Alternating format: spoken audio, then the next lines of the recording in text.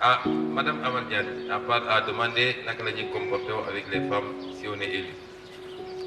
Madame, nous nous comporterons de la même manière qu'on s'est toujours comporté avec les femmes. mooy yërëm leen yiir leen jàppale leen protéger leen nee nañu nag égalité mais ci biir égalité bi yéen seen bopp yéen a njëkk a wax ni il faut qu'on protège les femmes parce qu'elles sont victimes de beaucoup d'abus de beaucoup de sévices boo demee suñu programme am na yu ñu ci wax ma jël ci ñaar wala ñett rek premier bi mooy j'ai entendu un gros débat sur le congé maternité bu ma ne 6 mois yërëm jigéen ñi ak xam maternité ni mu méttee ak ni mu diisee est-ce que ñun xamuñu ko de mais ku dund ak soxna gis accompagner ko pendant 9 mois et ce qui suit après xam nga ni maternité du lu yomb loolu taxoon ñu ne nañu may les femmes un peu plus de temps pour ñoom ci seen bopp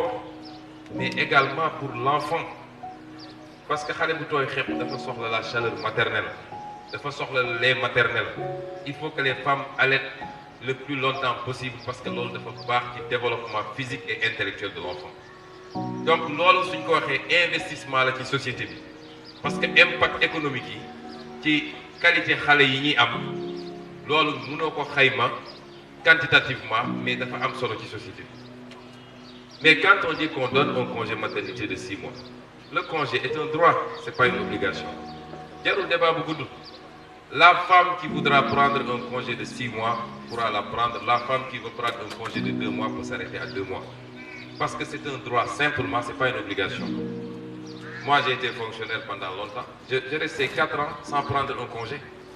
parce que c'est un droit si je veux je prends si je veux pas je vais travailler et la femme qui prendra ce congé de 6 mois je peux lui assurer une chose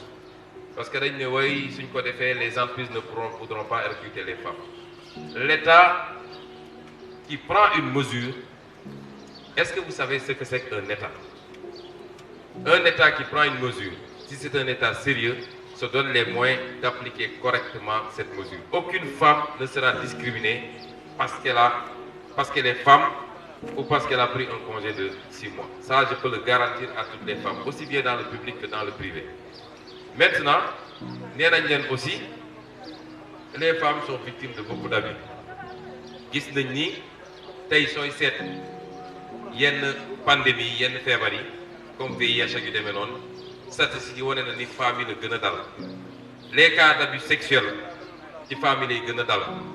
yooyu yëpp dañu ne on va corser le dispositif légal ba nga xam ne kuy demati ba xalaat day def yooyu les violences góor bu jàkkaarloog jigéen yor say kurpeñ di dóor mel ni da ngaa yor baltengs te peut-être soo jàkkaarloog sa morom góor doo def loolu yooyu lañ ne on va être intransigeant et la loi va s'appliquer de la manière la plus rigoureuse parce que dafa am loo xam ne société bu moderne bu civilisée mënu koo nangu ñetteel bi mooy par exemple les cas de femmes qui ont une grossesse indésirable parce que simplement siif nañ leen wala yu mel noonu ñu ne on va mettre en place un cadre pour mu am test paternité su dee dañu joxoñ ne Massamba ko def wala Mademba parce qu'il faut que les gens assument leur part dans ce qui se passe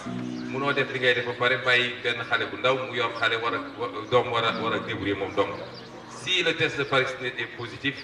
l'homme va assumer sa part de responsabilité pour l'éducation de cette femme. ñu yokkati ne on a constaté aussi que les femmes qui décèdent duñu reverser leur pension à leurs enfants alors qu'un homme qui décède on reverse la pension aux enfants. C'est une injustice à réparer. Une femme qui décède, ses enfants auront droit à cette pension. Et enfin, sur le plan foncier, gis nañ ni les femmes surtout en milieu rural ñoom ñooy nekk ci tool yi di bay ak lépp mais amuñu accès au foncier. Dans le cadre de la réforme agraire et foncière bi ñu proposé ñun dañu ne les femmes auront les mêmes droits à accéder. D'abord, il faut que la terre, surtout la terre agricole, ñu permettre nit ñi fay bay am kayit su dul titre foncier di un bail emphytéotique nga xam ne mën nañ ko yóbbu ci banque lépp xaalis nga xam ne suñu génnee àdduna seen doom mën na ko doon dem devant notaire ñu def l'héritage mais dañu bëgg que les femmes, parce que les femmes des pesanteurs culturelles dans certaines zones, on dit que la femme n'a pas droit à accéder à la terre. Loolu lañ ne dañu bëgg mu jeex. Les femmes auront les mêmes droits d'accéder à la terre que les hommes. C'est quelques mesures, mais il y en a beaucoup d'autres. Et c'est vous dire que les femmes sont au cœur de nos préoccupations parce que c'est un maillon important de la société. Je vous remercie.